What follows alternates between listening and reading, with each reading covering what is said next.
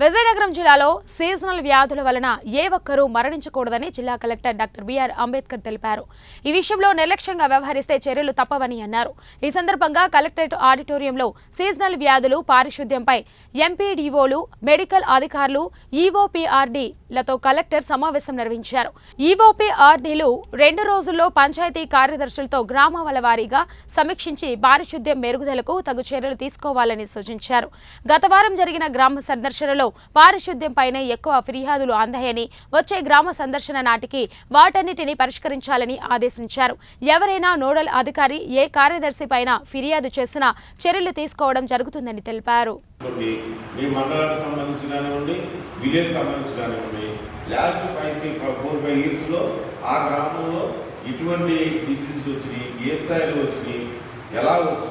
దాన్ని ఎలా మనం ఫేస్ చేసామన్నది ఒకసారి 10 నిమిషాలు 20 నిమిషాలు మీరు నలుగురు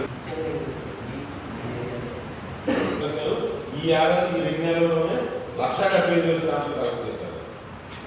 దానివల్ల కేసులు పెరిగి కరెక్టే. కానీ నేననేది ఏంటంటే ఇప్పుడు శాంపుల్ కలెక్ట్ చేయడం వల్లే కేసులు బయటపడుతున్నాయి కాదు.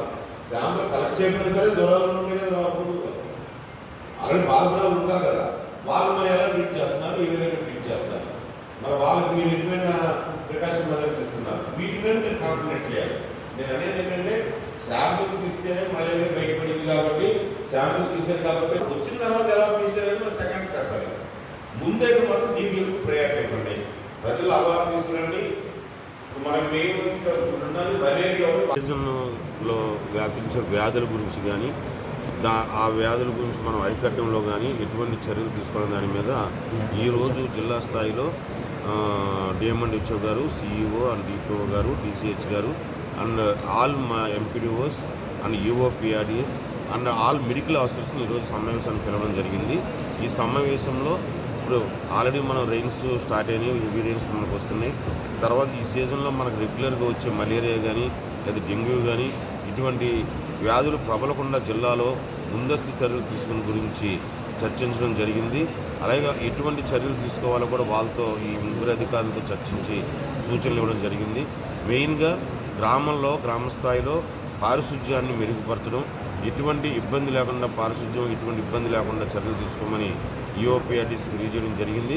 అలాగే డ్రింకింగ్ వాటర్ సమస్య రావడం కానీ లేదా డ్రింకింగ్ వాటర్ కలుషితం అవడం కానీ అటువంటి పరిస్థితులు లేకోకుండా ముందస్తుగానే అవన్నీ ఒకసారి చెక్ చేసి వెరిఫై చేసుకుని ఎక్కడైనా లీకేజ్లు ఇబ్బందులు ఉంటే వాటిని ఇమ్మీడియట్గా క్లియర్ చేసేసి అటువంటి ప్రాబ్లం రానికుండా చేయవలసిందిగా వాళ్ళకి సూచనలు ఇవ్వడం జరిగింది.